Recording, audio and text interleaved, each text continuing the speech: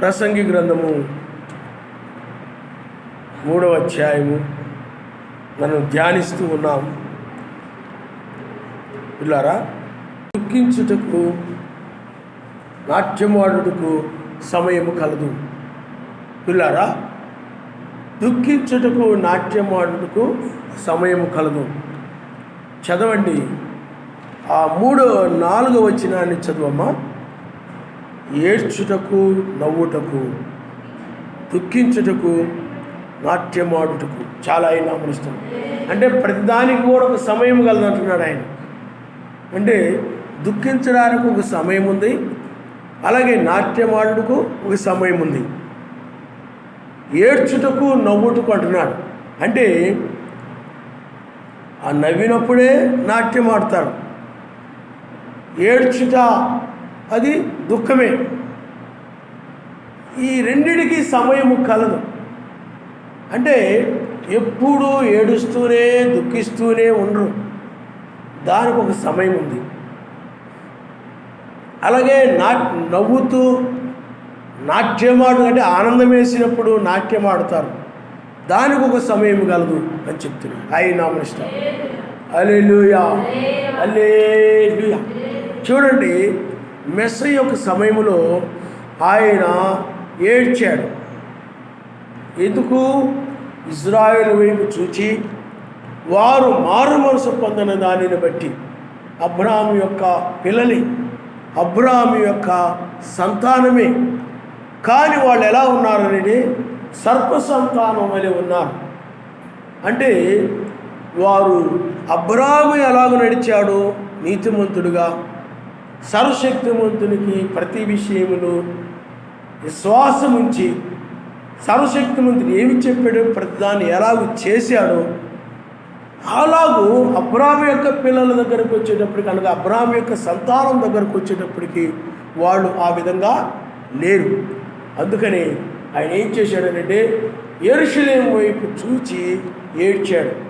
యెరూషలేమా, యెరూషలేమా, కోడి తన పిల్లలను తన రెక్కల కిందకు చేర్చుకొని తలంచిన రీతిగా నేను నీ యొద్దకు ప్రవక్తలను వాళ్ళందరినీ పంపి నేను నా యొద్దకు చేర్చుకోనని నేను తలంచితిని, కానీ మీరు రానొల్లలేదు అని ఆ యెరూషలేము వైపు చూసి ఆయన ఏం చేశాడు చెప్పండి? ఏడ్చేశాడు. ఆయన ఆ పర్వతాన్ని ఎక్కి, దావీదు కూడా అలాగే ఏడ్చాడు. దావీదు కూడా చూడండి, మెస్సయ్యకు అనగా దావీదు ఒక ఛాయగా ఉన్నాడు.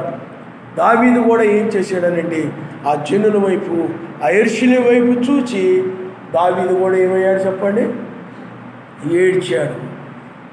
ఎందుకంటే ఆ ప్రజలు అనగా ఆ యొక్క ఇజ్రాయేలీలు వారు ఆ కాలంలో నెరవేరుతున్నటువంటి ఆ లేఖనాలు, అంటే ఆయన వస్తాడని, కన్యక గర్భముని జన్మిస్తాడని, ఆయన అద్భుతాలు, ఆశ్చర్యకార్యాలు, మహత్కార్యాలు చేస్తాడని, ఆయన పాపమును క్షమించే అధికారం ఆయన పొందుదని చెప్పి ఆ కాలంలో ఆయన గురించిన లేఖనాలు వాళ్ళ కళ్ళెదుటే నెరవేరుతూ ఉన్నప్పుడు వారు దాన్ని చూడలేకుండా ఉండిపోయారు.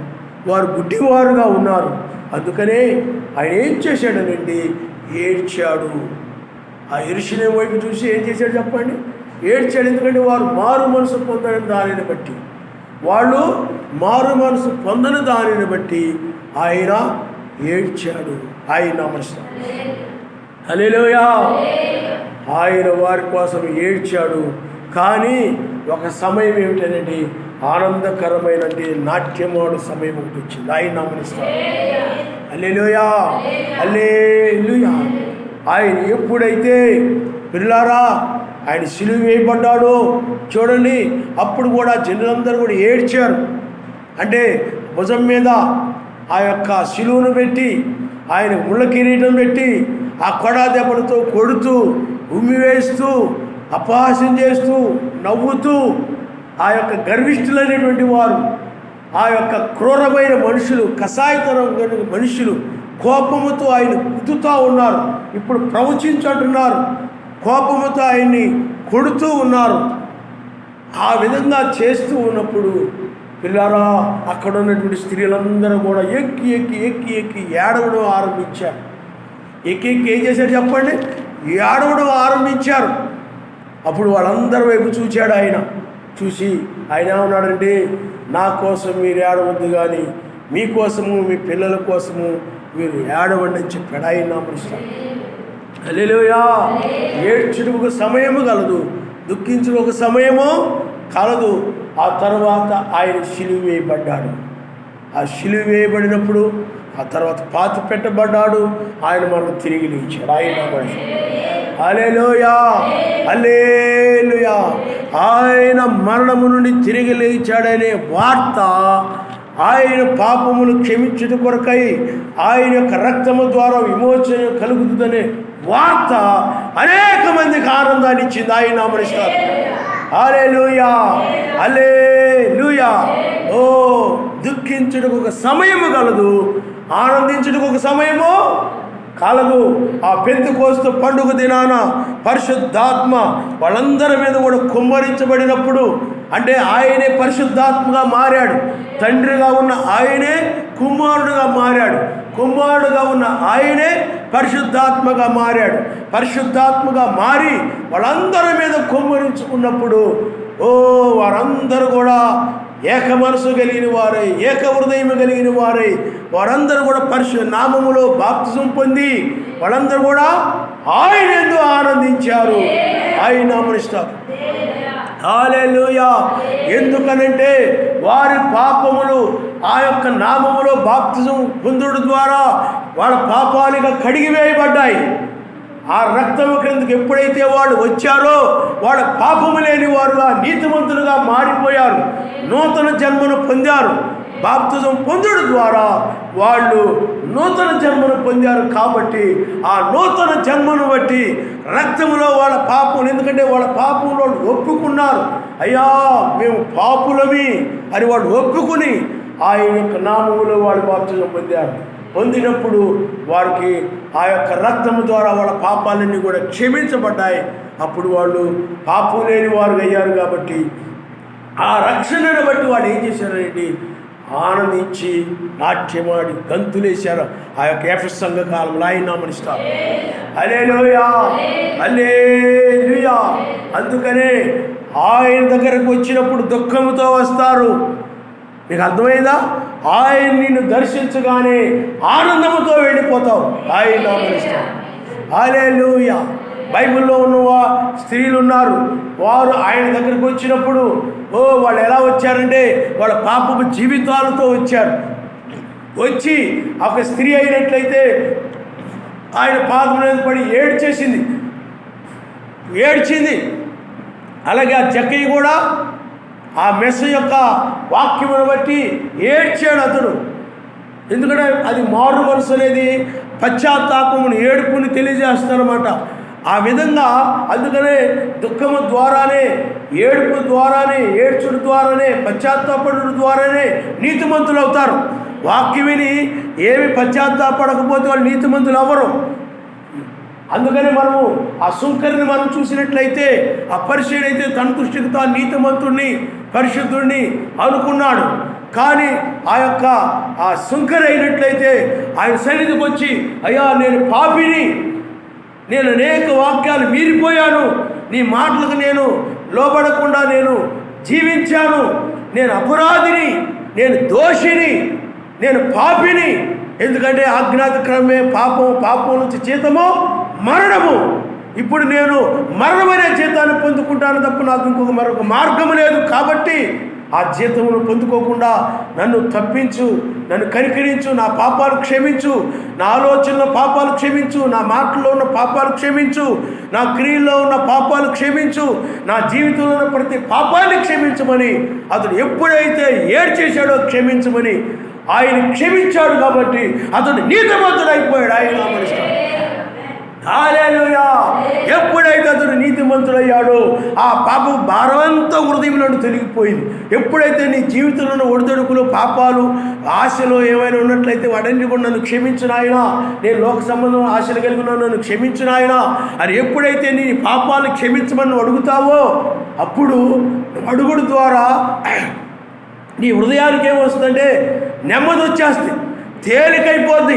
ఆ భారం అంతా పోద్ది, ఆ బాధ అంతా పోయి హృదయం అంతా తేలికైపోయి ఆనందం వచ్చేస్తాయి. నామనిస్తాం. అది మన జీవితాల్లో జరుగుతుంటుంది కాబట్టి దానిని బట్టి ఆ సుంకర జీవితంలో కూడా జరిగిందని మనం గ్రహించగలుగుతున్నాం. ఆయన నామనిస్తాం. హల్లెలూయా, హల్లెలూయా. అందుకనే ఒక బైబిల్లో మనము ఆదామును కనుక మనం చూసినట్లయితే ఆదాముకుని సుంకరికి తేడా ఉంది. ఆదాముకి సుంకరికి తేడా ఏమిటనంటే, ఆదాము ఏం చేశాడనంటే అతడు ఆ యొక్క దిగంబరులుగా ఉన్నాడు కాబట్టి ఆయన దగ్గరికి రావడానికి భయపడ్డాడు. అదే ఈ యొక్క సుంకరైనట్లయితే ఆయన దగ్గరికి వచ్చి పాపములు కనుక నేను ఒప్పుకోకపోయినట్లయితే నేను పాపిగానే జీవిస్తాను, పాపిగానే మరణిస్తాను, నరకానికి వెళ్ళిపోతానని భయపడిన వాడే ఆయన దగ్గర అంటే ఆ పాపము జీవితానికి భయపడిపోయి ఆయన దగ్గరకు వచ్చి ఏం చేశాడు చెప్పండి? ఒప్పుకున్నాడు. ఆయన ఒప్పుకొని నీతిమంతుడైపోయాడు. కానీ ఆ యొక్క ఆదాము మాత్రము సర్వశక్తిమంతుడి దగ్గరికి రాలేదు.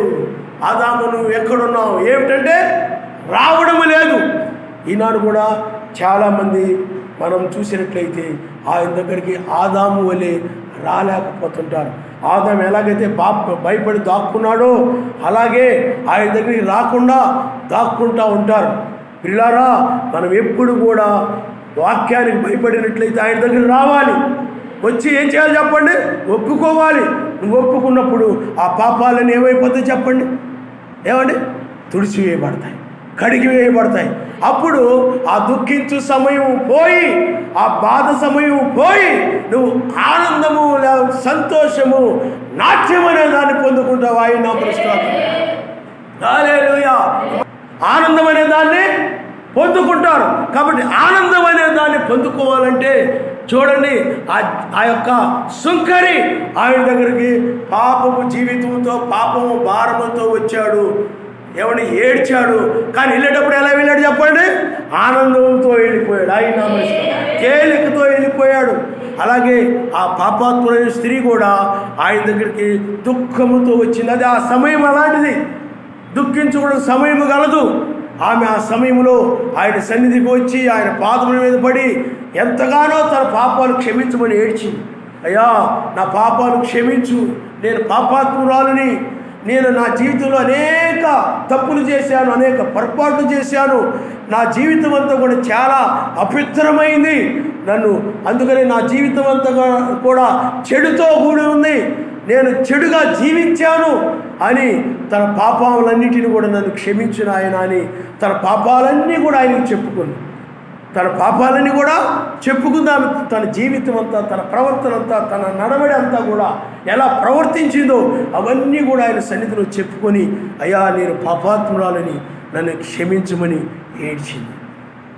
ఆయన అన్నాడు, అమ్మా నీవు అలా ఏడ్చావనంటే నువ్వు పరిశుద్ధతను ఎంతో ప్రేమించావు, అలాగే నువ్వు ఆ పాపాన్ని ఎంతో ద్వేషిస్తున్నావు కూడా నువ్వు ఏడ్చావు, కాబట్టి నీవు విస్తారముగా ప్రేమించావు, కాబట్టి విస్తారంగా ఏడ్చావు, నీ విస్తారమైన పాపం క్షమించబడ్డాయని చెప్పాడు. ఆయన ఆ మాట ఆమెకి ఎంత ఆనందాన్ని ఇస్తుంది చూడండి. ఆయన నామనిస్తాడు. హల్లెలూయా. అందుకనే పాపమును క్షమించే అధికారం ఎవరికి చెప్పండి? ఆయనకే. అందుకనే ఆ యొక్క పక్షవాయువు కలిగిన వ్యక్తిని వాళ్ళు ఏడుపుతో తీసుకొచ్చేశాడు. ఆయన ఆ పక్షవాతము కలిగిన వ్యక్తి ఏడుస్తూ ఉన్నాడు. అతడు ఆ మంచంలో తీసుకుని ఇచ్చాడు, కదలడానికి లేదు, ఏమండి, లేకపోతే అతడు నిలబడడానికి లేదు, మాట సరిగా రాదు, ఏ కాలో చెయ్యో ఏదో పడిపోయి ఇంకా అతడు మంచం మీదే ఉండి ఎన్నో బాధలు పడుతూ ఉండేవాడు. ఆ ఇంట్లో వాళ్ళు కూడా చేయలేక ఏదో ఒకటి అంటూ ఉంటుండొచ్చు, ఏమండి, ఎందుకనంటే అతడు ఆ మంచంలోనే అదే విధంగా ఆ పక్షవాతం వల్ల ఆ విధంగా ఉండిపోయాడు. చూడండి, దుఃఖిస్తూ ఉండేవాడు, ఏడుస్తూ ఉండేవాడు. అదొక సమయం, అది ఒక సమయము. కానీ ఒక సమయం వచ్చింది, మెస్సయ్యను గురించి వాళ్ళు ఒక వార్త విన్నారు. ఆ వార్త విన్నప్పుడు ఆయన స్వస్థపరిచేవాడు, పాపము క్షమించే వారి దగ్గరికి వస్తే మన పాపాలు క్షమించబడతాయి. మీకు అర్థమవుతుందండి? ఇప్పుడు పిల్లారా, మనకు ఏదైనా ఒక వస్తువు పాడైపోయినప్పుడు దాన్ని బాగు చేయాలనంటే మనల్ని కాదని బాగు చేసి ఒక ఆయన ఉంటాడు. అక్కడికి వెళితేనే ఆ వ్యక్తికి మాత్రమే ఎక్కడ ఏ సమస్య ఉందో, ఎక్కడ ఏ వైర్ తెగిపోయిందో ఏమిటో ఆ మెకానిక్కు తెలుసు.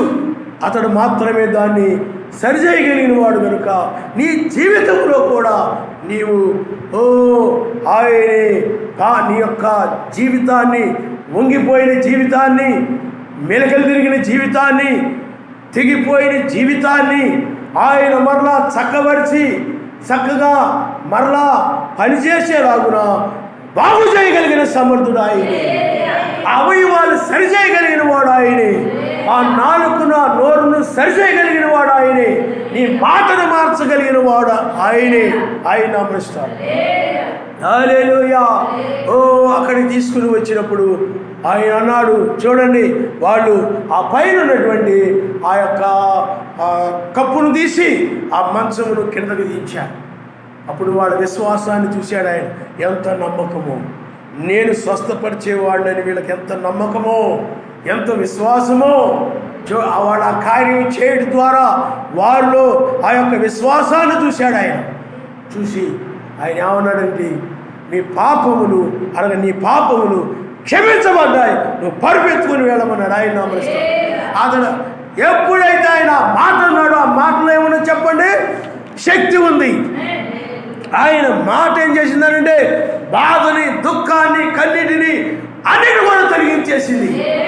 అందువల్ల నేను ఆయన సన్నిధిలో నువ్వు మోకరిల్లి దేని గురించి నువ్వు ప్రార్థిస్తే, అడిగితే నీ పాపములు ఎలాంటివి అయినప్పటికీ కూడా ఆయన కడిగివేసి అవి ఎర్రనివైనను కూడా అవి తెల్లనివిగా హిమం వలె ఆయన మార్చగలిగిన వాడు. ఆయన గమనిస్తాడు. హల్లెలూయా. ఈ పాపాలని కూడా ఆ యొక్క మరుపనే సముద్రంలో పడేస్తాడు ఆయన. సముద్రంలో ఏదైనా పడేస్తే అది కనపడదు. అలాగే నీ పాపాలు కూడా కనపడకుండా నువ్వు ఎప్పుడు ఏ పాపము చేయలేని వ్యక్తిగా అయిపోతావు ఆయన దగ్గరికి వస్తే. అలాంటి దాన్ని నువ్వు పొందుకుంటావు. కాబట్టి ఆ వ్యక్తి ఏం చేశాడనండి, ఆనందముతో నాట్యమాడుతూ ఆ తన తెచ్చినటువంటి ఆ మంచ, అంటే ఇంతకుముందు అయినట్టు మోసుకొని వచ్చారు, కానీ ఇప్పుడైనట్లయితే ఆ మంచాన్ని మోసుకొచ్చిన వాడు కాదు, ఇప్పుడు ఆయనే ఆ మంచాన్ని, ఆ పరుపుని వాటిని పట్టుకొని వెళ్ళిపోతున్నాడు. ఆయన మనసు దుఃఖించుటకు ఒక సమయం ఉంది, కానీ ఆయన దగ్గరకు వచ్చినప్పుడు ఆనందించుటకు ఒక సమయం ఉంది. కాబట్టి పిల్లారా, 38 సంవత్సరాల నుండి ఏమండి ఆ కోనేరు దగ్గర 5 మంటపాలు ఉన్నాయి. అక్కడ ఒక వ్యక్తి రోగముతో ఉన్నాడు అతడు. కానీ అక్కడ ఆయనకి ఎవ్వరు సహాయంగా లేరు. ఆయనకి ఎవ్వరు కూడా సహాయపడి ఆ యొక్క కోనేరులో దూత వచ్చి ఆ నీళ్లు కదిలించినప్పుడు ఎవరైతే మొదటగా దిగుతారో వాళ్ళకు స్వస్థత కలుగుతుంది, ఎలాంటి వ్యాధి అయినా సరే. కానీ ఎవరు లేనందువలన అతడు అప్పటి నుండి అనగా ఎప్పటి నుండో అక్కడే పడి ఉన్నాడు. ఆయన ఐదుగో మెల్లగని దిగేళ్ళలోపు, నడుచుకుంటే వెళ్ళేలోపు ఎవరొకరికి వెళ్ళిపోయేవాడు. అలాగ సంవత్సరం గడుస్తూ 35 సంవత్సరాలు అయిపోయింది. ఆ సమయంలో ఆయన ఏం చేశాడు చూడండి. దుఃఖించు ఒక సమయం కలదు, ఏడ్చుటకు ఒక సమయం కలదు, కానీ ఒక సమయం వచ్చింది. ఆ సమయం ఏమిటంటే విడుదల పొందే సమయం, ఆనందించే సమయము, నాట్యమాడే సమయము. ఆయన వచ్చి ఆ వ్యక్తిని స్వస్థపరిచినప్పుడు అతడు జీవితం అయిపోయి చెప్పండి ఆనందకరమైనదిగా మారిపోయింది. ఆయన నమస్కారం. హల్లెలూయా. అందుకనే దుఃఖించుటకు సమయము కలదు, ఏడ్చుటకు ఒక సమయము కలదు, అలాగే నవ్వుటకు కూడా ఒక సమయము కలదు, నాట్యమాడుటకు కూడా ఒక సమయము కలదు. అందువలనే ప్రియులారా, ఆయన దగ్గరకు వచ్చినప్పుడు నీవు దుఃఖముతో వస్తే, బాధతో వస్తే, వ్యాధితో వస్తే, లేకపోతే ఎలాంటి ఒడిదుడుకులతో వస్తే ఆయన దగ్గరకు నువ్వు వచ్చినప్పుడు నీవు ఇంకా తిరిగి వెళ్ళేటప్పుడు నువ్వు అలాంటి బాధతోనే వెళ్ళవు. అలాంటి ఆ యొక్క దుఃఖముతో వెళ్ళవు, అలాంటి పాపముతో వెళ్ళవు. అలాగ వెళ్ళినట్లయితే నువ్వు ఆయన సన్నిధికి వచ్చి ఏ ఉపయోగము లేదు. నీవు ఆయన దగ్గరికి వచ్చినప్పుడు నీవు పాపముతోనూ దుఃఖముతోనూ వాడితో వస్తే ఆయన దగ్గర వెళ్ళేటప్పుడు పాపము లేకుండా ఆనందముతోనూ నాట్యముతోనూ వెళతారు. ఆయన నమ్మిస్తారు. హల్లెలూయా. ఎందుకనండి క్షమించే అధికారం ఆయనకి ఉన్నది. అందుకనే వారు ఆ రోజుల్లో నామములో బాప్తిజం పొందినప్పుడు ఏమి జరిగిందనంటే పాప క్షమాపణ వచ్చింది. అందువల్ల వాళ్ళ పాపాలు క్షమించబడ్డాయి. నువ్వు ఎప్పుడైతే నామములో బాప్తిజం పొందావో నీ పాపాలు ఏమైపోయినా చెప్పిన గత జీవితంలో పాపాలన్నీ తీసివేయబడ్డాయి. నువ్వు ఒక పాపివి కాదు, నువ్వు ఒక నీతిమంతుడివి, నీతిమంతురాలు. అక్కడ నువ్వు నీతిగా జీవించాలి. నేను బాప్తిజం పొందాను కదా, ఇక నేను ఇంకా ఎలా జీవించినా పర్వాలేదులే, ఏ విధంగా మాట్లాడినా పర్వాలేదులే అనుకుంటే మరలా నీవు అపిత్రురాలు అపిత్రుడు అయిపోతావు. కాబట్టి ఎలాగ పడుతుందో జీవించడానికి లేదు. నువ్వు బాప్తిజం పొందిన తర్వాత మరలా వాక్య ప్రకారంగా నీవు నడుస్తూ ఉంటే నువ్వు నీతిమంతుడుగా నీతిమంతురాలుగా ఉంటుంటావు. ఆయన నమరుస్తావు. హల్లెలూయా. ఆ బాప్తిజం పొందిన తర్వాత నీకు శోధనలు వస్తాయి, ఒడిదుడుకులు వస్తాయి, లేకపోతే కష్టాలు వస్తాయి, నష్టాలు వస్తాయి, రకరకాలుగా వస్తూ ఉంటాయి. అయినప్పటికీ కూడా వాటన్నిటిలో కూడా నువ్వు సహనము ఓర్పు కలిగి ఉండాలి. యోబు వలె సహనము ఓర్పు కలిగి ఉండాలి. అందుకనే ప్రార్థించేవారు ఎప్పుడు కూడా ఓర్పు సహనము కలిగి ఉంటారు. ఆయన నామమున. ఆ ఓర్పు సహనం అనేది లేదనుకోండి, నువ్వు మరలా ఏమైపోతావంటే నీవు ఆ సహనము కోల్పోయి ఓర్పు లేక నువ్వు బూతులు తిట్టడమో లేకపోతే అంటే పాపము చేయడమో అంటే వాక్యాన్ని మీరిపోవడమో జరుగుతూ ఉంటుంది. కాబట్టి ఆ విధంగా వాక్యం మీరిపోకుండా ఉండాలి అని అంటే ఆ మార్గము నీతి మార్గములో నీకు అనేకమైనటువంటి, ఎందుకంటే ఇరుకు మార్గము కాబట్టి కష్టాలు శోధనలు ఆ యొక్క రకరకాలు వచ్చేస్తూ ఉంటాయి. వాటన్నిటిని కూడా తట్టుకొని అందుకని ఆయన అంటాడు మీ సహనమును సకల జనులకు తెలియబడనీయుడి అన్నాడు. ఆయన నమ్మడిస్తాడు. హల్లెలూయా. అందుకని యోబు ఎంత సహనము కలిగి ఉన్నాడో నీవు కూడా నమ్మి బాప్తిజం పొందిన తరువాత అదే విధంగా సహనం అంటే నీ శరీరం మార్పు పొందే వరకు కూడా నువ్వు సహనంతో ఉండాలి. ఆయన నమ్మడిస్తాడు. హల్లెలూయా. హల్లెలూయా. కాబట్టి పిల్లారా, దుఃఖించుటకు ఒక సమయం కలదు, ఆనందించుటకు ఒక సమయం కలదు.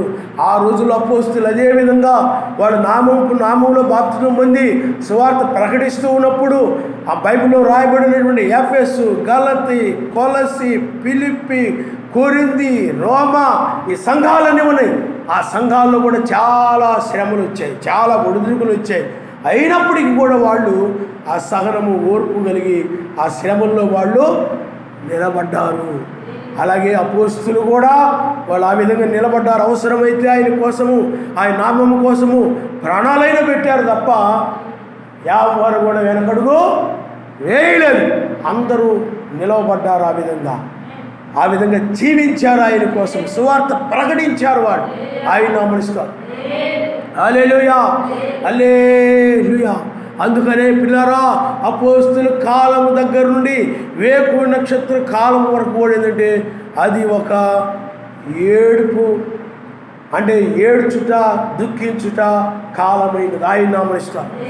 హల్లెలూయా. ఎందుకు ఏడుస్తున్నారు చెప్పండి? మొదటేమో ఆ సువార్త ప్రకటిస్తూ ఉన్నప్పుడు అంటే 7 సంఘాలు 7 దూతలు ఉన్నారు. ఆ సువార్త ప్రకటిస్తూ ఉన్నప్పుడు ఆ వర్తమానాన్ని బట్టి ఆ యొక్క పాపులు అని వాళ్ళు ఒప్పుకొని ఏడ్చారు. పాపులను ఒప్పుకొని ఏడ్చి వాళ్ళు నీతిమంతులయ్యారు. నీతిమంతులైన తర్వాత కూడా వాళ్ళు నాయనా మేము పాపంలో పడకుండా లోకంలో జారిపోకుండా మమ్మల్ని కనికరించిన ఆయన సహాయం చేయను ఆయన అని చెప్పి వాళ్ళు ఆ యొక్క మూలుగుతూ ఉన్నారని వాక్యం చెప్తుంది. ఆయన నామమున.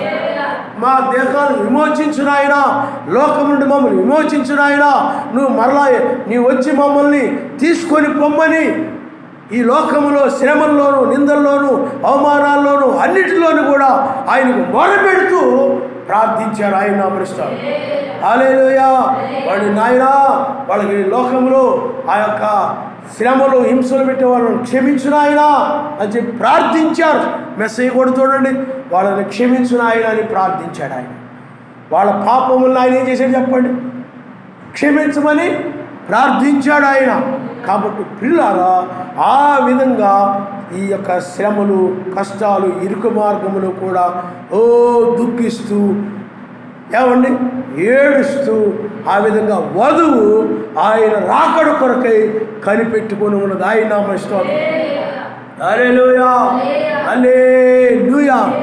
అందుకని ఆ యొక్క 7 సంఘకాలాల్లో కూడా అపోస్తలులు కానీ 7 సంఘకాలంలో 7 దూతలు కానీ ఆ సువార్త ప్రకటించినప్పుడు ఆ పట్టణాల్లో మనుషుల్లో నుండి ఆ పాపములను బట్టి ఆ మనుషులు ఆ సువార్త ప్రకటిస్తూ ఉన్నప్పుడు మారు మనసు పొంది ఆయన నామములో బాప్తిజం పొందకుండా ఆ పాపములు కడిగేసుకొనకుండా ఆ మనుషులు ఆ పాపంలో జీవిస్తూ ఉన్న దానిని బట్టి ఆ రోజుల్లో ఒక బ్రహ్నాం గారు కావచ్చు, జాన్సన్ గారు కావచ్చు, అపోస్తులు కావచ్చు, వీళ్ళందరూ కూడా ఏడుస్తూ సువార్త ప్రకటించారు. ఆయన నామములో.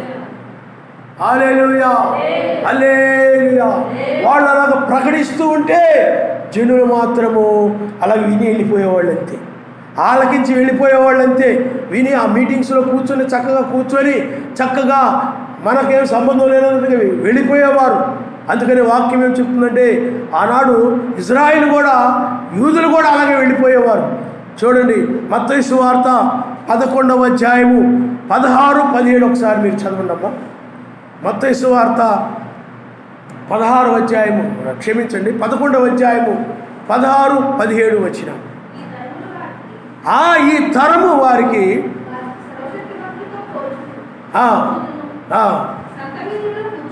సంత వీధుల్లో కూర్చుని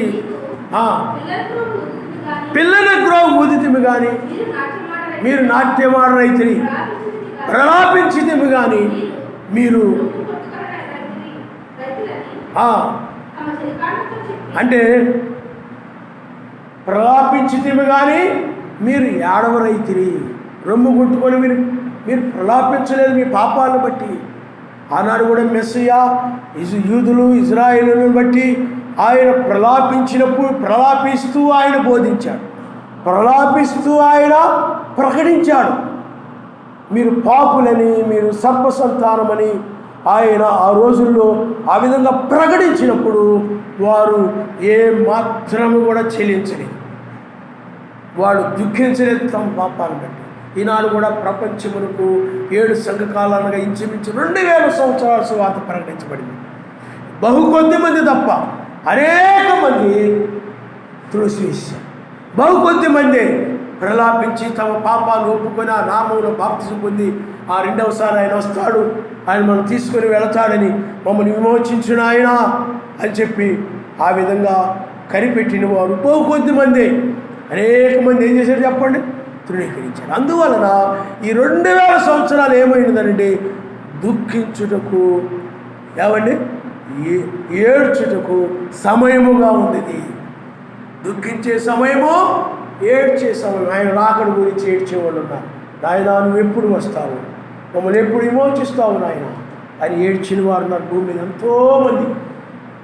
ఆయన వస్తే నా కష్టాలన్నీ తీరిపోతాయి, ఆయన వస్తే నా సమస్యలన్నీ తీరిపోతాయి, ఆయన వస్తే నేను ఈ భూమి మీద ఉండను, ఆయన సన్నిధికి నేను వెళ్ళిపోతాను, నాకు అప్పుడు ఇవేమీ ఉండవు, అక్కడంతా కూడా బాగుంటుంది, మనుషుల వల్ల కానీ లోకం వల్ల ఎవరి వల్ల ఏ ఇబ్బందులు ఉండవు, అంతా బాగుంటుంది అని ఆయన రాకడ కొరకు కనిపెట్టి నీతిగా జీవించి చనిపోయిన వాళ్ళు ఎంతోమంది ఉన్నారు. వాళ్ళు ఒక సాక్ష్యము కలిగి జీవించారు, ఒక సాక్ష్యము కలిగి మరణించారు వాళ్ళు. అలాగే ఈ చివరి కాలంలో కూడా మనం చూసినట్లయితే పిల్లారా, ఇప్పుడు ఆయన రెండవసారి ఆయన ఎందుకు వచ్చాడనంటే పిల్లల గ్రోవి ఊదువాడుగా ఉన్నాడు. ఆయన నమస్కారం. అంటే ఆ వర్తమానం ఎలా ఉంది చెప్పండి? ప్రలాపించు వర్తమానముగా ఉంది. విన్నవారికి దుఃఖాన్ని కలుగు చేసి మారు మనసు పొంది ఆయన ఆ పాపాలు ఒప్పుకొని ఆయన నామములో బాప్తిజం పొంది ఆయన కొరకు జీవించేటువంటి ఆ వర్తమానముగా ఉంది. 7 సంఘాలు 7 దూతలది కానీ అయ్యగారిది, బ్రహ్నాం గారిది, అందరూ వర్తమానము. అలాంటి వర్తమానము. ఈ వర్తమానం ఏమిటనంటే పిల్లల గ్రోవి ఊదినప్పుడు ఎలాగైతే ఆనందం వేస్తూ పిల్లల గ్రోవి అది సంగీతము, ఆ పిల్లను గ్రోవి ఆ సంగీతం వినడం వలన ఆ సంగీతం ఏం చేస్తుందంటే, ఆ సంగీతము ఇప్పుడు ఉదాహరణకి ఎవరికైనా మనసు బాగోలేదనుకోండి, లేకపోతే ఆ యొక్క హృదయంలో విచారాలు మనసేమి బాగలేకుండా ఉన్నారనుకోండి, ఏ సంగీతమో పెట్టుకుంటుంటారు, లేకపోతే క్రైస్తవ గీతాలు పెట్టుకుంటారు కొంతమంది. ఆ విధంగా చేస్తూ ఉంటారు. ఎందుకనంటే ఆ సంగీతంలో ఈ బాధను మర్చిపోవడం కోసం, ఈ కష్టాలు మర్చిపోవడం కోసం, ఆ ఆనందం వినసొంపుతో కూడినటువంటి ఆనందాన్ని ఇచ్చేటువంటి ఆ సంగీతాలు వింటూ ఉంటుంటారు. మనం లోకంలో మనం చూస్తూ ఉంటాం. కాబట్టి ఇప్పుడు కూడా ఈ వర్తమానం ఎలాంటిదంటే, ఉదయ నక్షత్రం యొక్క వర్తమానము నీకు ఎలాంటి వర్తమానం అంటే పిల్లల గ్రోవ్ వంటి వర్తమానం. ఆయన నామనిస్తా హల్లెలూయా హల్లెలూయా. అందుకని నీతి సూర్యుడు ఉదయించును, ఆయన రెక్కలో ఆరోగ్యమునిచ్చును, మీరు కొరివిన దూడలు అని గంతులు వేస్తారన్నారు. ఆయన నామనిస్తా. అలాగే ఇప్పుడు నీతి సూర్యుడు ఎప్పుడు వచ్చాడు చెప్పండి? వేకువజామును వచ్చాడు. వేకువజామును రావడాన్ని బట్టి ఆయన వేకు నక్షత్రంగా పిలువబడుతున్నాడు. నక్షత్రం అనగా దూత, బలిష్ఠపు దూత. ఆయనే నక్షత్రము. ఇప్పుడు ఆయన 2 రెక్కలను కలిగి ఉన్నాడు. ఆ రెక్కలు ఏమిటండి? ఒకటి ఏమిటి చెప్పండి? ఒకటి ఏమిటి? బూరధ్వని. రెండవ రెక్క ఏమిటంటే ప్రధాన దూత శబ్దం. ఆయన నామనిస్తాడు. హల్లెలూయా హల్లెలూయా. ఇప్పుడు 2 రెక్కలతో ఆయన వచ్చాడు. ఇప్పుడు మనకి ఈ యొక్క బోరధ్వని, ఎలోహిం యొక్క బోరధ్వని ఏంటంటే ఎక్కిరమ్ము, పెళ్లి విందుకి ఆహ్వానము. ఈ రెక్క వల్ల ఏం కలుగుతుందంటే ఎక్కిరమ్మని పిలుస్తున్నాడు. కాబట్టి ఇప్పుడు ఈ వాక్యము ఎక్కిరమ్మనే స్వరము అది పిల్లల గ్రోవ్ వలె ఉంది. ప్రధాన దూత శబ్దము కూడా మృతులను లేపేదనమాట. ఆ యొక్క లాజర్ని ఎలాగైతే బయటికి రమ్మని పిలిచాడో అలాగే ఈ వర్తమానం మృతులను కూడా లేపు వర్తమానము. కాబట్టి ఇప్పుడు ఈ బోరధ్వని ప్రధాన దూత శబ్దము ఏమి కలుగు చేస్తూ ఉందనంటే పిల్లల గ్రోవి వలె ఇది ఆనందాన్ని ఇచ్చేదిగా ఉంది. ఆయన గమనిస్తాడు. సంతోషాన్ని ఇచ్చేదిగా ఉంది. ఎందుకంటే ఆయన ఎప్పుడు వస్తాడని కనిపెట్టుకున్న వాళ్ళకి ఇది ఆనందాన్ని ఇచ్చేది. మీకు అర్థమవుతుందండి? ఇప్పుడు మీరు ఉన్నారు, ఎక్కడో మీరు పని చేశారనుకుందాం. ఆ పని చేసిన తర్వాత మీకు ఆయన జీతం ఇవ్వలేదు. మీరు ఆ జీతం కోసం కనిపెట్టుకొని ఉంటారు. ఎప్పుడు ఇస్తాడా, నెల దాటిపోయింది, ఎప్పుడు ఇస్తాడా ఆ జీతం అని మీరు ఎదురు చూస్తూ ఉంటారు. ఒక్కసారి ఆయన ఏం చేస్తారంటే 2 రోజులు పోయిన తర్వాత ఆ జీతాన్ని ఇచ్చేస్తాడు. ఏమో కానీ మీకు ఎలా ఉంటుంది చెప్పండి? మీరు దేనికోసమైతే ఎదురు చూశారో దాన్ని పొందుకున్నప్పుడు ఆనందం వేస్తుంది. ఎదురు చూసిన వాళ్ళకి అవి పుచ్చుకున్నప్పుడు ఏం కలుగుతుంది? ఆనందము కలుగుతుంది. అలాగే ఇప్పుడు కూడా 2వ రాకడ కొరకు ఆయన ఎప్పుడు నన్ను పైకి పిలుస్తాడా పైకి అని చెప్పి కనిపెట్టుకున్న వాళ్ళకి ఈ వర్తమానం ఎలా ఉంటుందంటే ఎక్కిరమ్మనే స్వరము ఆ యొక్క పిల్లల గ్రోవ్ ఎలా ఉంటుంది అనమాట. ఆయన నామనిస్తాడు. హల్లెలూయా. అప్పుడు నువ్వేం చేస్తావనంటే ఇక నా సంకటములను తీరిపోయాయి, ఇక నేను ఈ లోకములో ఉండను, నా దేశానికి నేను వెళ్ళిపోతున్నాను, నన్ను ఆయన పైకి రమ్మని పిలుస్తున్నాడు, పరిశుద్ధుల్ని భూమి మీద నుండి నీతిమంతుల్ని పైకి పిలుస్తూ ఉన్నాడు, మృతుల్ని సజీవుల్ని పిలుస్తున్నాడు. ఇప్పుడు నేను నా సొంత గృహానికి, సొంత దేశానికి, ఆ యొక్క మరణము లేనటువంటి, నాశనము లేనటువంటి అక్షయమైన దాన్ని పొందుకొని నేను వెళ్ళబోతున్నానని నీకు ఇప్పుడు ఏం వేస్తున్నది? ఆనందం వేస్తూ ఉంటుంది. ఆనందంలో నువ్వు సంతోషముతో ఉంటు అని నాట్యం ఆడుతూ ఉంటుంటావు. ఆయన నమ్మరిస్తావు. హల్లెలూయా. ఈ వర్తమానం ఎలా అంటే చెప్పండి? పిల్లల గ్రోవి వంటిది. పిల్లల గ్రోవి ఆ సంగీతం ఎలాగైతే ఆనందాన్ని ఇస్తుందో, ఆనందాన్ని బట్టి ఎలాగైతే నాట్యం వేస్తారో అనగా నాట్యం ఆడతారో అలాగే ఈ వర్తమానాన్ని బట్టి కూడా ఇక నేను ఈ లోకము నుండి మరణం లేని దానిలోకి వెళ్ళిపోతున్నాను. ఎందుకంటే నా రక్షకుడు నన్ను పిలుస్తూ ఉన్నాడు. నా కొరకు కల్వరి శిలువలో 2000 సంవత్సరాల క్రితము ప్రాణం పెట్టాడు ఆయనే. ఆయన్ని నేను మధ్యాకాశంలో కలుసుకోబోతున్నాను. ఇప్పుడు ఎక్కిరమ్మనే స్వరం తెల్లవారుజాములోనే అందరూ అనగా నీతిమంతులు పైకి లేచారు. కాబట్టి ఇప్పుడు 8:43లో తిరిగి లేచారు కాబట్టి ఇప్పుడు నేను ఆయన్ని కలుసుకోబోతున్నాను. ఆయన మనిషి హల్లెలూయా. అంటే ఇప్పుడు ఆయన రమ్మని పిలుస్తూ ఉన్నాడు. కాబట్టి ఇప్పుడు నీకు ఈ సమయం ఎలాంటి చెప్పండి, దుఃఖములు పోయి, ఏమండి, ఐక్య విచారాలు పోయి, ఇవన్నీ పోయి ఇంకా ఆయన్ని నేను కలుసుకోబోతున్నాను అటువంటి సంగీతంలోనూ ఆనందిస్తూ ఉంటావు. ఆయన నామనిస్తాడు. హల్లెలూయా, హల్లెలూయా. అందుకు ఆయన అంటాడు, నేను పిల్లలు ఊదితిని కానీ మీరు నాట్యమాడరైతిరి అంటున్నాడు ఆయన. పిల్లలు కూడా ఊదితిని కానీ. కాబట్టి ఇప్పుడు చూడండి, చాలామందికి ఆయన ఎక్కిరమ్మని పిలుస్తూ ఉన్నాడు ఆయన. ఇది ఎక్కి వెళ్ళే సమయము కాబట్టి లోకము, లోకాశలు ఇవన్నీ వదిలిపెట్టి ఇప్పుడు పైకి వెళ్ళిపోతాం మనం. కాబట్టి ఇది నువ్వన్నీ కూడా వదిలిపెట్టేసి భూసంబంధం వాటి మీద మనసును వదిలిపెట్టేసి ఇప్పుడు నీవు ఆయన ఎదుర్కోబోతున్నావు. ఆయన మీద నీ మనసు పెట్టుకో. ఈ మాటలన్నింటిని బట్టి నీకేమొస్తుంది చెప్పండి, ఆనందం వేస్తుంది. ఏమండి, ఈ పిల్లలు గురువు వలె ఉంటాయి. ఈ పిల్లలు గురువు ఊదినా కానీ, ఇలాంటి వర్తమానం విన్నా కానీ నువ్వు ఐక్య విచారాలతో ఉండి, లోక సంబంధమైన ఆశలతో ఉండి, ఏం ఆనందం లేకుండా, ఏమీ సంతోషం లేకుండా ఎక్కిరమని పిలుస్తున్నావు నాకు అదే అనుకుంటూ నువ్వు అలా ఉన్నావు అనుకోండి, విడిచిపెట్టక. అలాంటి వాళ్ళకే ఈ మాట చెప్పింది ఆయన. ఏ మాట చెప్పాడు ఆయన? పిల్లలు గురువు ఊదితును కానీ నాట్యమాడరైతిని. ఆనందించడం లేదు వీళ్ళు. ఎక్కిరమ్ము, ఎందుకంటే నేను ఆయన ఎదుర్కోబోతున్నానని ఎంతో ఆనందం ఇస్తావు, ఎంత సంతోషమో. ఆ ఎదురు చూసిన వాళ్ళకి నువ్వు ఎదురు చూసినట్లయితే, ఇంతకాలం ఎదురు చూసింది ఆయన కోసం అయినట్లయితే, ఆయన కోసమే నువ్వు కనిపెట్టుకున్న వ్యక్తి అయినట్లయితే, ఆయన ఎప్పుడు వస్తాడా అని ఆ రెండవ రాకడ కొరకు కనిపెట్టుకున్న వ్యక్తి అయితే ఇప్పుడు ఖచ్చితంగా ఆయన ఎక్కిరమని పిలుస్తున్నాడు. కాబట్టి పైకి వచ్చేయండి, ఇక నేను కూడా అక్కడికి వచ్చేస్తున్నాను, మీరు కూడా. అంటే ఆయన కూడా పరలోకము నుండి మధ్యాకాశానికి వస్తున్నాడు. కాబట్టి నీవు కూడా భూమి మీద నుండి మధ్యాకాశానికి రా. అందుకని బైబిల్లో రాయబడింది, పెండ్లి కుమారుడు అంతఃపురములో నుండి రాగా పెండ్లి కుమార్తె గదిలో నుండి వెళ్ళిపోతారు. ఆయన హల్లెలూయా, హల్లెలూయా. అందుకనే పిల్లారా, ఆయన వస్తున్నాడంటే నువ్వు ఆనందంతో వెళ్తావా లేకపోతే ఏడుస్తూ ఉంటావా? ఆనందముతో వెళుతుంటావు. ఆయన నామనిస్తాం. హల్లెలూయా. మీకు ఒక ఉదాహరణ చెప్పి నేను ముగిస్తాను. పిల్లారా, ఒక మిలిటరీలో ఒక ఆయన ఉద్యోగం చేస్తూ ఉండేవాడు. ఆయన ఏం చేశాడనంటే తన భార్యని, తన పిల్లల్ని, ఆ కుటుంబాన్ని వదిలిపెట్టి ఆ యొక్క దేశం యొక్క బార్డర్లో, ఎక్కడ చలిలో, ఆ యొక్క కొండల్లో, ఆ చెట్లు, ఆ భయంకరమైన అడవులలో, అలాంటి పర్వతాల మధ్య ఆయన సైనికుడుగా పనిచేస్తూ ఆ విధంగా ఉంటూ ఉండేవాడు. ఈవిడ అప్పుడప్పుడు ఫోన్లో మాట్లాడుతూ ఉండేది.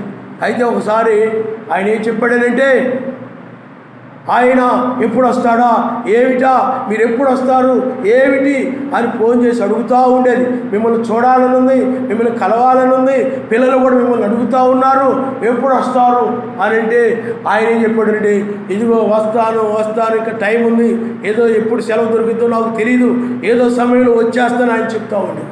ఆమె ఆయన ఎప్పుడు వస్తాడా అని కనిపెట్టుకుని ఆయన మీద మనసు పెట్టుకుని ఉండేది. పిల్లలు కూడా ఎప్పుడు వస్తాడా అనేది ఆ మనసు ఆయన మీద పెట్టుకుని ఉండేవారు. వధువు కూడా అంతే, ఆయన ఎప్పుడు వస్తాడని మనసు ఆయన మీద కలిగి ఆయన మీద పెట్టుకుని ఎదురు చూస్తూ ఉంటుంది, అంటే ప్రార్థిస్తూ ఉంటుంది. అందుకని ప్రార్థించేవాడు మనసు ఎప్పుడు కూడా పైన ఉంటుంది. అర్థమైందా? ప్రార్థించలేని వాళ్ళ మనసు పైన ఉండదు. కాబట్టి ఇక్కడ ఆమె అలా ఎదురు చూస్తూ ఉన్నప్పుడు ఒక సమయంలో ఏమన్నాడనంటే, ఇదిగో నేను రాజమండ్రి, అంటే రాజమండ్రి మన ఫ్లైట్ అయ్యి ఉంది రాజమండ్రిలో, అక్కడికి నేను వస్తాను, నీవు అమ్మాయిని లేకపోతే పిల్లలని, బాబుని లేకపోతే ఆ పిల్లల్ని తీసుకొని నువ్వు అక్కడికి వచ్చేయాలి. ఆయన నామనిస్తాను.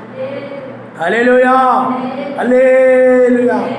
ఆమెకు ఆ మాట ఎలా ఉందంటే, చూడండి, నేను వచ్చేస్తున్నాను, నేను రాజమండ్రిలో దిగుతాను, నువ్వు ఆ కాకినాడ నుండి రాజమండ్రి వచ్చేయి ఆ పిల్లలను తీసుకొని అనగానే ఆమెకు ఆ మాట పిల్లల గృహంలో కనబడింది. ఆయన నామనిస్తాడు. హల్లెలూయా. ఇంకా వాళ్ళ ఇంట్లో ఆనందమే, మేము మా డాడీని ఎదుర్కోబోతున్నాం, మేము మా నాన్నగారిని ఎదుర్కోబోతున్నాం, మా డాడీ వచ్చేస్తున్నాడు, ఈవిడ కూడా మా ఆయన వచ్చేస్తున్నాడు, ఊళ్ళో వాళ్ళకి ఏమైంది ఆనందంగా కనపడిపోతున్నారు. పిల్లలంతా ఎప్పుడు కూడా దిగులుగా ఉండేవారు, విచారంగా ఉండేవారు, ఏదో పోగొట్టుకున్నట్టుగా ఉండేవారు. మీరు కూడా ఏదో అలా ఉండేవారు. ఇప్పుడు ఏందమ్మా మీ ఇంట్లో అంతా కూడా కలకలలాడిపోతున్నారు. మీ ఆయన ఏమైనా పంపించాడా, వస్తువులు ఏమైనా పంపించాడా, లేకపోతే డబ్బు ఏమైనా వచ్చిందా? అంటే అవి కాదండి. పిల్లలు అంటున్నారు మాకు ఆ బహుమానాలు అవి కాదు, మా డాడీ ఇక్కడ వస్తున్నాడు, అక్కడికి మేము ఆయన కలుసుకోబోతున్నాం, మేము వెళుతున్నాం అక్కడికి. ఆవిడ కూడా ఉంటుంది మా భర్త వస్తున్నాడు రాజమండ్రి, అక్కడికి వెళుతున్నాం. వాళ్ళ ఆనందం అంతా కూడా ఎలా ఉంది చెప్పండి. ఆయన వస్తున్నాడు అని తెలియగానే, వీళ్ళని రమ్మనగానే ఆ ఇల్లంతా కూడా ఆనందంతో నిండిపోయింది. ఆయన నామనిస్తారు. హల్లెలూయా.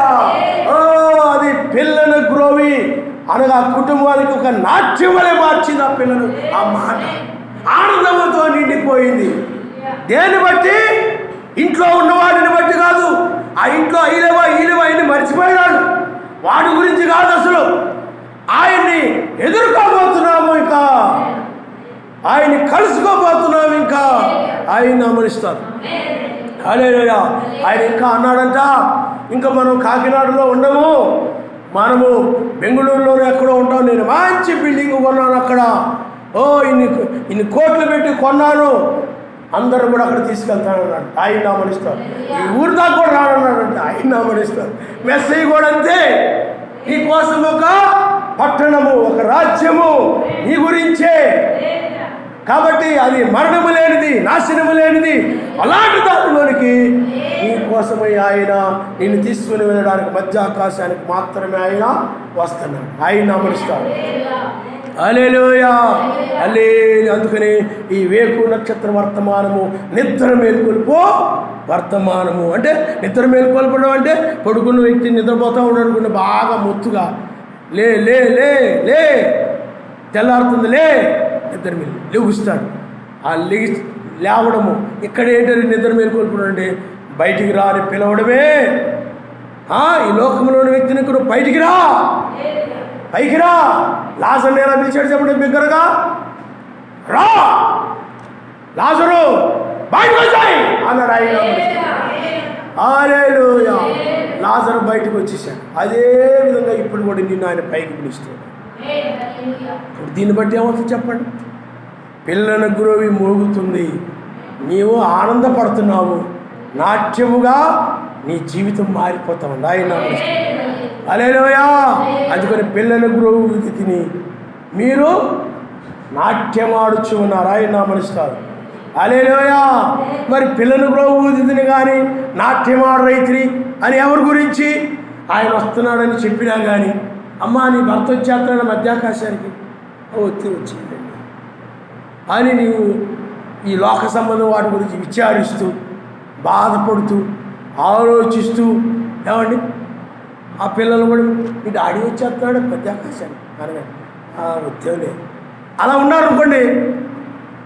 నేను పిల్లల ప్రోగుతిని కానీ వీళ్ళు ఆనందంతో లేరు. అలాంటి వాళ్ళకి పిల్లల ప్రోగుతిని కానీ మీరు నాట్యవాడు రైతులంటే వాళ్ళకి ఆనందం కలగట్లేదు. ఆయన వస్తున్నారు ఎదుర్కోబోతున్నారంటే ఆనందం లేదు. 10 మంది ఆనందించరు, ఆనందం ఉండదు. అలాంటి వాళ్ళకి ఈ మాట చెప్పాడు ఆయన. ప్రలాపించి తిని కానీ మీ పాపల విషయమై ప్రలాపించి మీరు మారు మనసు పొందాలని ఏడ్చి ప్రార్థించారు, కానీ మీరు మారు మనసు పొందలేదు. కాబట్టి అప్పుడు ఆయన అన్నాడు, మీరు ప్రలాపించి తిని కానీ మీరు ఏడవరైతిని అన్నాడు. ఇప్పుడైతే ఆయన ఉన్నాడండి, పిల్లల గురువు తిని కానీ మీరు నాట్యమాడరైతిని, నేను మధ్యాకాశానికి వస్తున్నాను, మీరు నన్ను కలుసుకోబోతున్నారంటే మీ ఆనందమేది అంటున్నాడు ఆయన. మీ సంతోషమేది? ఏమండి ఈనాడు నీవు ఆనందముతో నాట్యమాడే వ్యక్తిగా ఆయన కలుసుకోబోతున్నందుకు, ఆయన ఎదుర్కోబోతున్నందుకు నీవు ఆ విధంగా నాట్యమాడే వ్యక్తిగా, కురువిన దూడలు అని కంతులు వేసే వ్యక్తిగా ఉండాలి. ఆయన పరిస్థితి. హల్లెలూయా. ఎందుకంటే చూడండి, ఆ రెక్కల క్రింద స్వస్థత కలదనుంది. ఎక్కిరమని పిలుస్తున్నాడు కనుక పిల్లరా, అప్పటి వరకు స్వస్థతనగా బాధ, ఏమండి ఆ బాధ అంతా పోయి స్వస్థత వచ్చేస్తుంది. అంటే అప్పటి వరకు ఆయన కొరకు నువ్వు బాధతో ఉన్నావు, విచారంతో ఉన్నావు. ఈ స్వరం వినపడగానే బాధ అంతా పోయింది. ఒక వ్యక్తి అనారోగ్యంతో ఉన్నాడు అనుకోండి, అనారోగ్యంతో ఉన్నప్పుడు ఆ మూలుగుతూ ఉంటాడు, అదే ముక్కుతూ మూలుగుతూ ఉంటాడు. అప్పుడు డాక్టర్ గారు వచ్చి ఒక ఇంజక్షన్ చేయగానే 2 రోజులు వేసి కూర్చుంటాడు. మీకు అర్థమవుతుంది? 2 రోజులు వేసి ఏం చేస్తాడు చెప్పండి? కూర్చొని ఆరోగ్యంగా ఉంటాడు అనమాట. అంటే ఆ బాధ నుండి ఏమైపోయాడు చెప్పండి? బయటకు వచ్చాడు, ఆ బాధ నివారణ పొందాడు. అలాగే నీవు కూడా ఈ లోక సంబంధమైన బాధలు గీతలు ఇంకా అన్నీ కూడా నీలో పోయి ఇంకా ఆయన ఎందుకు నువ్వు ఆనందిస్తూ ఉంటావు. అందుకని మానసికమైన ఆనందం అన్నమాట, మనస్సులో ఆనందం. ఆ మనసులో ఆనందం వచ్చినప్పుడు నాట్యం వచ్చేస్తాయి. మనసు ఆనందం లేకుండా ఎప్పుడు చూసిన కుళ్ళు మొక్క వేసుకొని ఎప్పుడు చూసిన వాళ్ళ గురించి వీళ్ళ గురించి చదువుకుంటూ కొనుక్కుంటూ అలాగే ఉంటా ఉన్నావు అనుకోండి, ఏమీ నీ మనసు అనారోగ్యంతో ఉన్నట్టే లెక్క.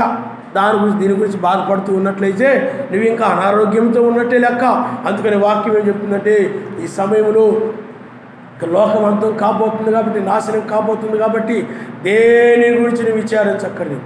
దేని మీద కూడా నువ్వు మనసు పెట్టుకొని విచారపడడం, బాధపడడం అలాంటి ఏమీ లేకుండా పొందుకోబోయే దాన్ని బట్టి నువ్వు ఆనందిస్తూ ఉండాలి. ఆయన నమ్మిస్తాను. హల్లెలూయా. అందుకని మీ చింత యావత్తు ఆయనకు అప్పగించి నిబ్బరమైన బుద్ధి గలవారై ఏమండి ఎల్లప్పుడూ ఆయన ఏందో ఆనందిస్తూ ఉన్నావు.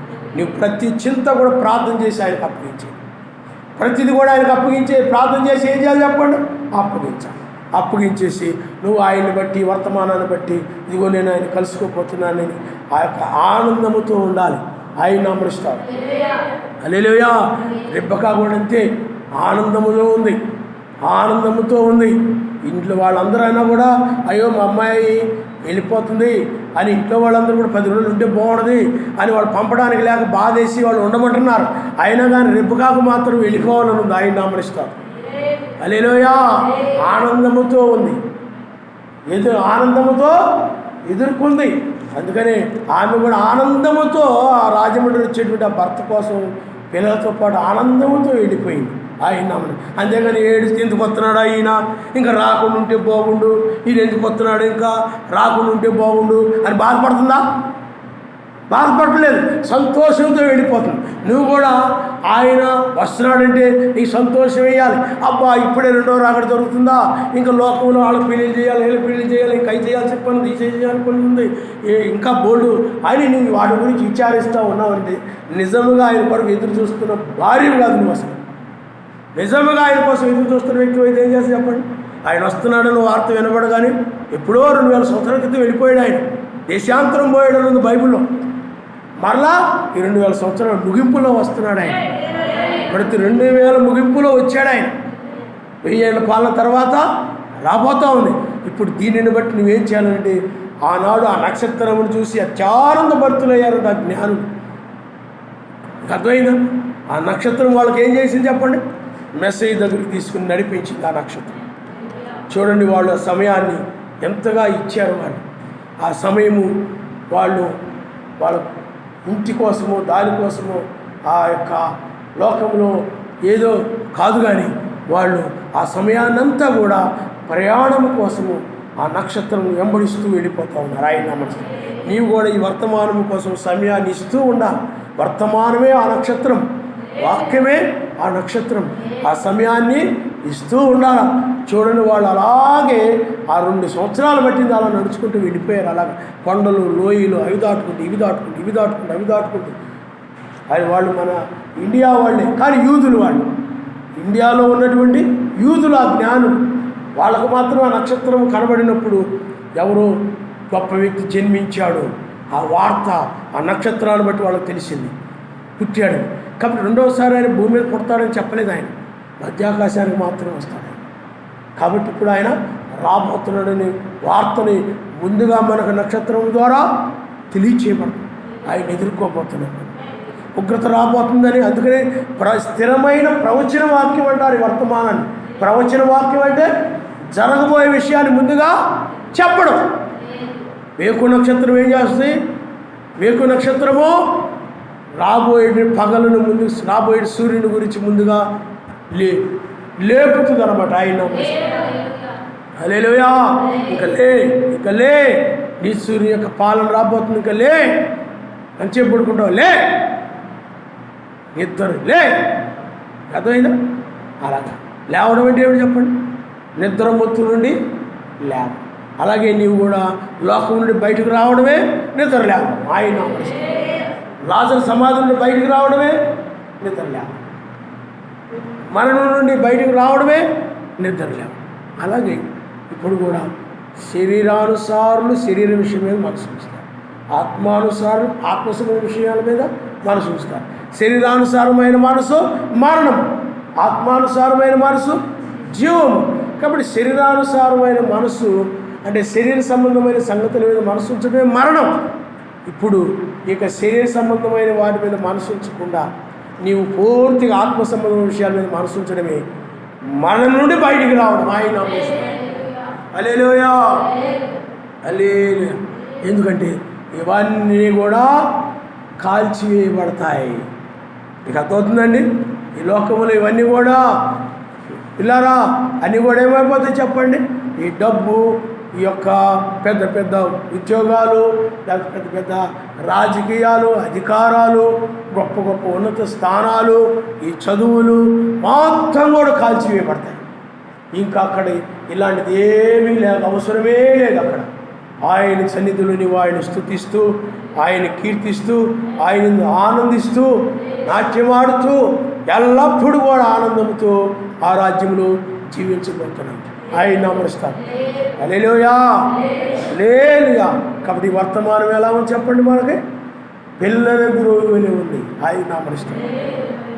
అలాగే మొదటి రాకడలో మెస్సీ యొక్క వర్తమానము, 7 సంఘాలు 7 దూతల వర్తమానము, అపోస్తుల వర్తమానము, ప్రలాపించి వర్తమానమైనది. ప్రలాపంతో వాళ్ళు బోధించారు. వాళ్ళు అది ప్రలాపించుటకు ఆ వర్తమానము సాదృశ్యంగా ఉంది. ఆయన నామరుస్తాం. హల్లెలూయా హల్లెలూయా. ఈ వర్తమానం ఏం చేస్తే చెప్పండి? నీకు ఏడుపు పోయి, దుఃఖము పోయి, ఆనందమును నాట్యమును తీసుకుని వచ్చు వర్తమానం. ఆయన ఆ ఏదోనులో కూడా మొట్టమొదట ఏ విధంగా ఉండేవారంటే ఆనందముతో, నాట్యమాడుతూ, సంతోషంగా ఉండేవారు ఏదేనులు. కానీ వాళ్ళు ఎప్పుడైతే ఆ వాక్యాన్ని మీరిపోయారో, ఆయన మాట మీరిపోయారో, వినకుండా సర్వశక్తిమంతుడు ఏం చెప్పాడు దాన్ని మాట వినకపోవడం వలన, ఆ చెడ్డ ఫలమును భుజించడం వలన భూమి మీదకి ఏమొచ్చిందంటే దుఃఖము ఏడుపు వచ్చేసాయి. దుఃఖము ఏడుపు వచ్చేసాయి. లోకానందం వచ్చేసింది, తాత్కాలికమైన ఆనందం అది. అలాంటివి వచ్చేసాయి భూమి మీదకి. కానీ ఇప్పుడైనట్లయితే పిల్లరా తాత్కాలికమైనది కాదు, ఎల్లప్పుడూ నువ్వు ఆయన సన్నిధిలో ఆనందిస్తూ ఆయన నామరుస్తావు. హల్లెలూయా. కాబట్టి ఇప్పుడు మనము పిల్లల గురువుని వింటూ ఉన్నాం. ఆయన నామరుస్తాం. హల్లెలూయా. తల్ల వంచుకోండి, మనం ప్రార్థన చేసుకుందాం. స్తోత్రములు నాయన, స్తోత్రములు నాయన, స్తోత్రములు నాయన. ముగింపులో ఉన్నాం మా తండ్రి. స్తుతులు మా తండ్రి, స్తుతులు మా తండ్రి, స్తుతులు మా తండ్రి. స్తోత్రములు రాజా, స్తోత్రములు రాజా, స్తోత్రములు రాజా. హల్లెలూయా హల్లెలూయా హల్లెలూయా హల్లెలూయా. ఘనుడైన మా రాజా, నీ యొక్క వర్తమానము, నీ స్వరము నాయనా, ఆ సైనికుడు రండి ఎక్కిరండి అని పిలిచినప్పుడు నాయన కుటుంబం ఎంతో ఆనందపడింది ఆ మాటను బట్టి. ఎందుకంటే ఎప్పుడు నుండో ఆయన కోసం ఎదురు చూస్తూ ఉన్నారు. మేము కూడా నీకోసం ఎదురు చూస్తున్నాము నాయన. నీవే మా తండ్రివి, మేము నీ పిల్లలవి, నీవే మా భర్తవి, మేము నీ భార్య ఉన్నాము నాయన. హల్లెలూయా హల్లెలూయా హల్లెలూయా హల్లెలూయా. ఓ స్తోత్రం స్తోత్రం స్తోత్రము నాయనా. మా ప్రలాపమును, మా దుఃఖములను నాయనా, ఓ వీటన్నిటిని కూడా మా ఆనందంగా మార్చండి, నాట్యంగా మార్చండి నాయనా. ఓ స్తుతులు స్తుతులు స్తుతులు స్తుతులు స్తుతులు స్తుతులు స్తుతులు. హల్లెలూయా. నీ అందులో ఆనందంగా మార్చండి నాయనా, నీ అందు సంతోషంగా మార్చండి నాయన. ఇంకా వీటి గురించి దుఃఖపడకుండా, ఈ లోక సంబంధం వాటి గురించి విచారపడకుండా, ఈ శరీరం గురించి నాయన విచారపడకుండా, అయ్యా నిన్ను బట్టి ఆనందించి నువ్వు సహాయం చేయండి. ఓ ఈ గొప్ప సమయంలో మేమున్నాము నాయన. ఇంకా పిల్లలు వింటూ ఆనందించలేకుండా ఉన్నారేమో, విచారాలతో ఉంటున్నారేమో, ఇంకా నాయనా ఐక్య విచారాలతో ఉంటున్నారేమో నాయనా. ఓ ఆ విచారాలు, ఆ దుఃఖములు నాయనా, ఆ యొక్క ఏడుపులు తీసివేసి నాయనా ఇక పాపాన్ని గురించి ఏడవకుండా, దాని గురించి దీని గురించి ఏడవకుండా నాయనా ప్రతి ఒక్కరిని కూడా మీరు క్షమించి ఆనందముగా మార్చండి నాయన.